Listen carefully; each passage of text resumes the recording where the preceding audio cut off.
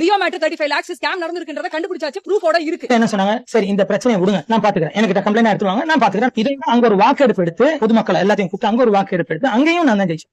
வணக்கம் நண்பா, நான் உங்கள் ஜான் ஜெடி. லியோ படத்தோட டான்சஸ்ல பாத்தீங்கன்னா ஸ்கேம் நடந்திருக்கு அப்படின்னு சொல்லியிருக்காங்க. சோ அதே டைம்ல பாத்தீங்கன்னா தினேஷ் மாஸ்டர் என்ன சொல்றாங்கன்னா, இதுக்கு ஸ்கேன் எதுவும் நடக்கலங்க. ஸோ அவங்க கரெக்டா எங்க வேலை நாங்க பாத்துருக்கோம் அப்படின்றாங்க. சோ இந்த ரெண்டு இதுல பாத்தீங்கன்னா எது உண்மை இல்ல என்ன நடந்திருக்குன்னு பாக்கலாம். சோ என்ன விஷயம் பாத்தீங்கன்னா, லியோ படத்துடைய பேக்ரவுண்ட் டான்சஸ் பாத்தீங்கன்னா காசு தரல அப்படின்ட்டு 35 லட்சம் ரூபா ஸ்கேம் பண்ணிருக்காங்க அப்படின்னு சொல்றாங்க. ஆனா தினேஷ் மாஸ்டர் அவர் என்ன சொல்றாருன்னா, அதாவது நாங்க எங்க வேலை கரெக்டா பாத்துட்டோம்.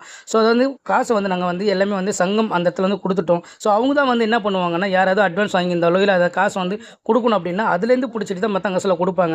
ஸோ அந்த காசெல்லாம் எங்கே போவோம் பார்த்தீங்கன்னா, 50 பேருக்கு மாஸ்டர்ஸாக இருக்கிற, அதாவது யாரெல்லாம் கூட்டு வந்தால் அவங்களுக்கு 50 பேருக்கு பிரித்து அக்கௌண்ட்டில் கொடுத்துருவாங்க.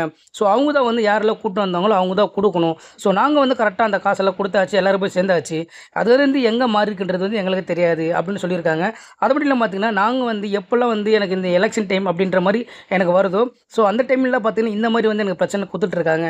ஸோ இதுக்கு முன்னாடியும் அதே மாதிரி தான் கொடுத்தாங்க. அதப்போ நான் தப்பு இல்லைன்னு சொல்லிட்டு அதை நிரூபித்தேன், ஜெயிச்சும் காட்டியிருக்கேன். அதே மாதிரி இப்போவும் பொய்யான ஒரு தகவல் எம்எல்ஏ சொல்லியிருக்காங்க. அது எம்எல்ஏ தப்பு இல்லைன்றது என்னால் நிரூபித்து காட்டுறோம்னு சொல்லியிருக்காரு. ஸோ பார்த்தீங்கன்னா இது யார் மேலே தப்புன்றதுன்னு தெரில, எனக்கு எந்த அளவுக்கு உண்மைன்றதும் தெரில. ஸோ இது உங்களுடைய கருத்துன்றதை மறக்காம கமெண்ட் பண்ணுங்கள். முடிஞ்ச என் சேனலை ஃபாலோ பண்ணிக்கோங்க.